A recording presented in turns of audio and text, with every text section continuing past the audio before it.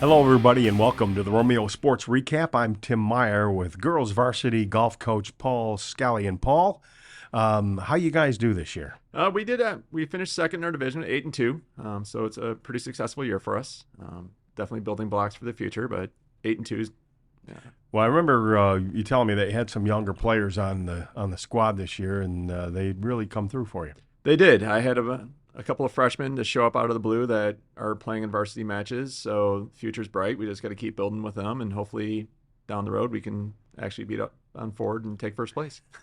There you go. How'd you get involved in coaching girls golf? I started out as an assistant coach.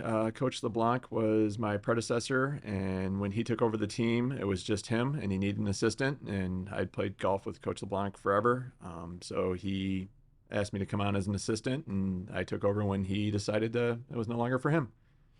And been going ever since, and you got a little help there too as well. I do have some help. My assistant coach is Keith Bach. He is super knowledgeable about the golf swing, so he's really my right-hand man who can fill in whenever I can't be there for a practice.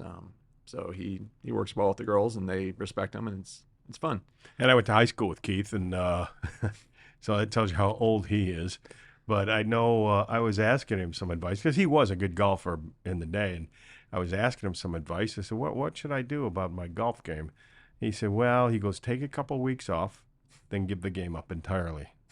That sounds about something Keith would say.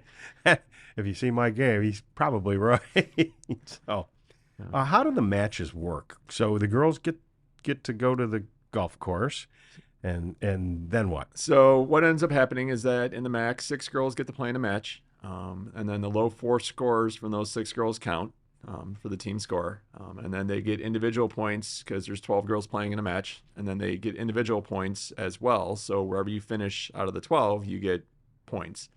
At the end of the season, they tally up those points for the all MAC white team, and then the winner of tomorrow's divisional will actually get the MAC Player of the Year. Okay. So does everybody qualify for the state playoffs? Like football, you got to have so many wins, but in golf, how does it work?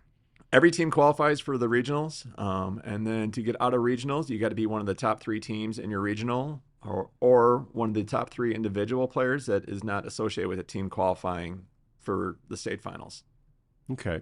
And where do you guys play your home So our home games? Our home course, Matches. Yes. Our home course is Cherry Creek. We've been there for about, I think, 4 years now.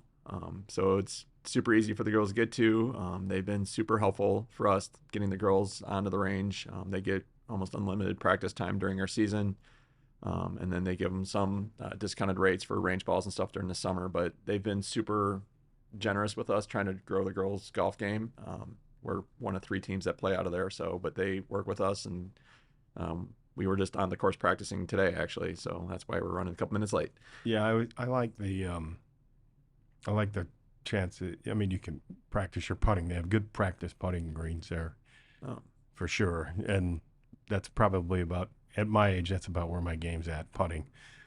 It's where you make up the most strokes. Yeah. And we work with the girls and drill it into them relentlessly that we save the most strokes on the putting green and chipping instead of driving, but they all like to hit the driver, and nobody really listens to us about putting. But I think they're starting to figure it out that putting is where we make up our strokes on the course.